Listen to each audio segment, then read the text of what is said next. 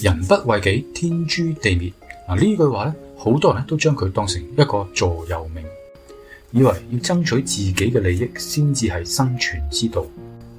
無論係喺職場上爭取晉升，定係喺日常生活搶資源，呢句話咧，好似變咗好多人心目中嘅金科玉律。不過細心一諗，呢句話真係喺度鼓勵我哋自私自利咩？好多人一聽到人不為己，天誅地滅，就會聯想到自利、爭取，甚至爭鬥。但係其實呢句說話最早原來係來自佛家經典。個為字原來係代表修為、修行嘅意思，而唔係謀取私利。即係話一個人如果唔修心養性，唔提升自己嘅品德，咁就會違背天理，最終係自食其果。喺呢個資源有限嘅社會，到處都係競爭嘅話，好自然就會將重點擺喺自己兩個字。但係傳統中國文化入邊，個天字係公平同公義嘅象徵，係唔會叫人做自私自利嘅事。而相反，儒家、道家、佛家都強調修身無我、利他。真正嘅修身係要識得自省、克制，要識得將自己放喺整個社會入邊去思考，而唔係將自己放到最大。可能有人會問，咁我哋平時咁去理解有咩問題？問題係在於，當我哋將呢句話曲解成只顧自己，就容易陷入一種狹窄嘅心態，覺得只要自己攞到好處，其他人點樣都冇所謂。喺呢個資源有限同埋競爭激烈嘅社會，呢種心態就特別容易滋生。大家試想下，喺一個人人都只顧自己嘅社會，仲有冇可能有真正嘅合作同埋和諧？答案顯而易見。所以重新理解呢句話嘅原意係我哋開始思考點樣平衡自我同他人關係嘅第一步。講到自我呢個概念喺我哋人生嘅入邊真係一個大課題。由細到大我哋都被教導要保護自己，爭取自己嘅權益，考好啲試，搵份好工，買樓置業，樣樣都同我係有關嘅。但係正係因為過分重視自我，我哋好多時會陷入煩惱同埋痛苦。佛家有句話講得好嘅，若能無我，則無煩惱。意思係話如果我哋可以放低對自我嘅執着，就可以超越世俗嘅煩惱。點解？因為好多煩惱其實都係源於我哋對我嘅執着。比如點解我哋會為咗同同事比較而感到壓力？點解我哋會因為別人嘅一句話而生氣？歸根究底係因為我哋太在乎我嘅形象、地位同得失。其實現代心理學都有講類似嘅嘢。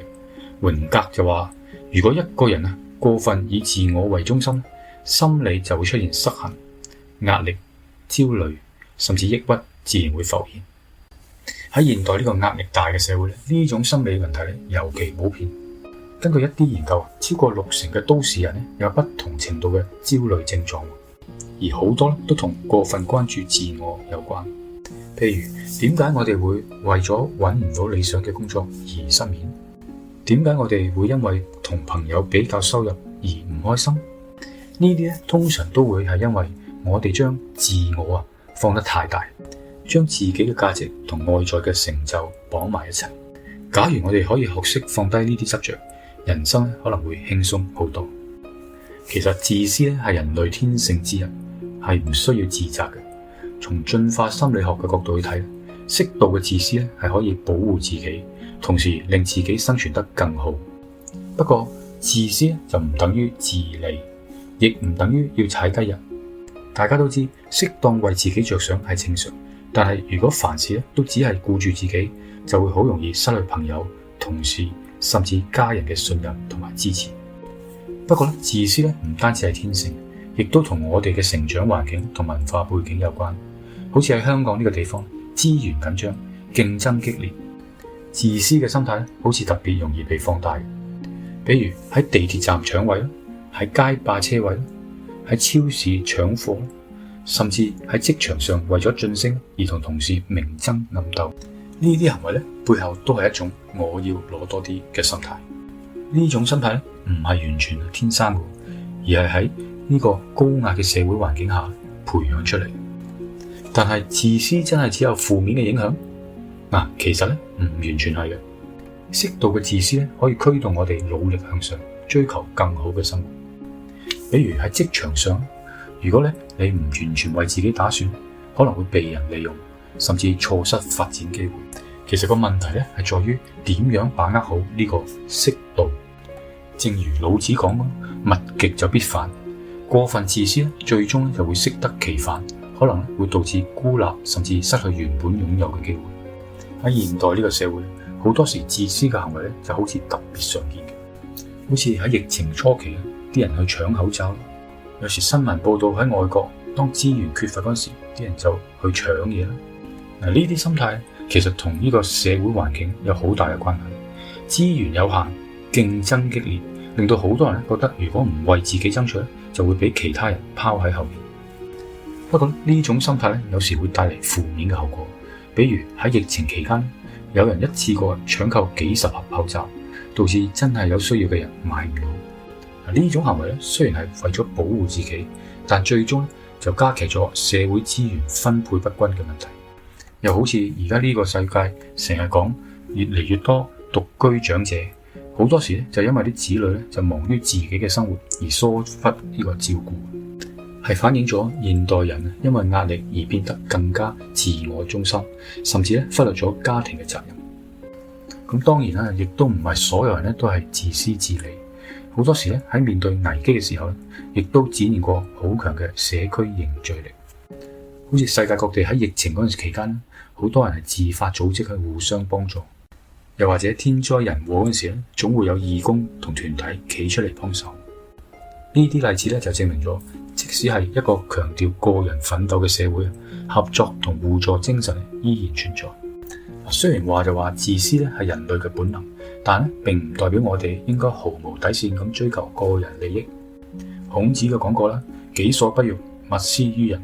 意思係話我哋唔想人哋點樣對待我哋就唔應該點樣去對待別人。呢個原則提醒咗我哋，追求個人利益嘅時候唔應該損害他人嘅正當權益。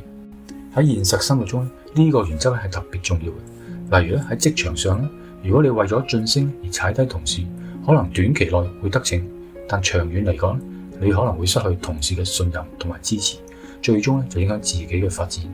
又或者喺家庭入邊，如果一個人只顧自己嘅事業而忽略咗家人嘅需要，長遠嚟講可能會導致家庭關係分裂。其實喺現代社會類似嘅情況係好常見嘅，比如有啲老闆為咗節省成本，要求員工超時工作，但唔俾加班費，甚至用大家庭呢個名義要求員工犧牲個人時間。呢種行為表面上係為咗公司嘅利益，但實際上係自私嘅表現，損害咗員工嘅權益。長遠嚟講，呢啲行為唔單止影響員工士氣，仲可能拖垮企業嘅發展。所以自私嘅底線應該係唔傷害他人。喺追求個人利益嘅同時，我哋要學會光明正大咁努力，通過互惠互利嘅方式去實現目標。只有咁，我哋先可以喺個人同社會之間揾到平衡。講到合作，中國有句話叫三個和尚沒水喝，就係講述三個和尚就因為各自都覺得有其他人會去擔水，結果冇人去做，最後大家都冇水飲。呢個故事好簡單，但背後嘅道理好深刻。過度自私係會破壞團隊效率，最終係損害每個人嘅利益。喺現實生活無論喺學校、職場定係社區，合作都變得越嚟越重要。好少有事情係一個人可以獨力完成嘅。如果每個人都只照顧自己嘅利益，忽略團隊嘅目標，結果往往係大家都會輸。相反，如果我哋願意放低少少個人利益，專注於團隊合作，結果往往會事半功倍。好多人話喺現代呢個社會，自私同合作之間嘅關係變得更加複雜。一方面市場經濟鼓勵個人追求自身利益，另一方面全球化同埋科技發展又要求我哋加強合作。Adam Smith 嘅 Invisible Hand 看不見嘅手理論就提到，當個人追求自身利益嘅同時，會被市場引導去促進社會整體利益。呢個理論為資本主義提供咗基礎，但亦都提醒我哋適度嘅自私對社會發展有時係有積極嘅作用。不過近年嚟越嚟越多學者開始質疑純粹自利行為嘅後果，比如環境污染貧富差距擴大嘅問題，好多時都可以話係因為過度自私嘅結果。不過好似喺香港咁，一方面香港人以拼搏精神聞名，為咗更好嘅生活而不斷努力，但另一方面喺面對危機嘅時候，香港人又展現出強大嘅社區凝聚力。呢啲都說明咗自私同合作唔一定係對立嘅，關鍵在於點樣去平衡。對於生活喺香港嘅現代人嚟講，點樣平衡自私同利他係一門重要嘅修身之道。首先我哋要承認適度嘅自私係正常嘅，甚至係必要嘅。關心自己嘅健康、事業、財務狀況係負責任嘅表現。正如心理學家馬斯洛講過，滿足基本需求係追求更高層次需求嘅基礎。但係過度自私往往會適得其反。佛家講因果循環，一個人嘅行為最終會影響翻自己。如果我哋經常損人利己，最終就會失去他人嘅信任同支持。相反，如果我哋能夠喺追求個人利益嘅同時尊重他人嘅權益，就能夠創造共贏嘅局面。如果要做到呢一點，其實可以從幾方面入手。首先，培養換位思考嘅能力。喺做決定之前，試下從他人嘅角度去諗問題。比如喺職場上面，如果你想爭取一個項目嘅機會，不妨諗下你嘅行為會唔會影響同事嘅權益。如果可以通過合作達成目標，點解唔試下呢？第二，建立健康嘅自我價值觀。如果我哋嘅自我價值唔係建基於同他人嘅比較，而係建基於自身嘅成長同進步，就唔會容易產生過度競爭同自私嘅心態。比如與其同朋友比較收入，不如專注提升自己嘅技能同知識。第三就係參與社區服務，通過幫助他人，我哋可以體驗到利他行為帶嚟嘅滿足感。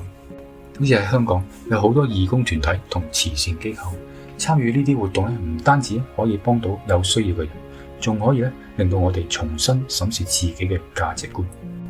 喺香港呢個節奏快嘅社會，我哋經常被提醒要爭取自己嘅利益，唔好輸喺起跑線。但如果每個人都只顧自己，社會最終就會變得冷漠同埋缺乏人情味。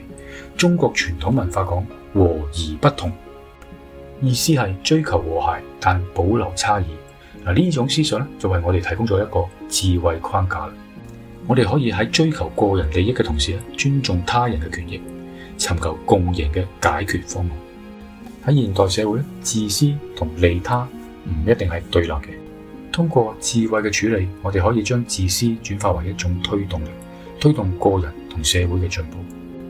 最終修身養性目標唔係完全消滅自私，而係喺自私同利他之間揾到平衡。通過放低對自我嘅執着，培養換位思考嘅能力，建立健康嘅價值觀，我哋可以喺追求個人目標嘅同時，為社會做出貢獻。呢個過程就係修身養性嘅真諦。人不為己，天誅地滅，係提醒我哋要修身，要提升自己嘅品格同內涵，唔好只顧表面上嘅成功，更要追求內心安寧同快樂。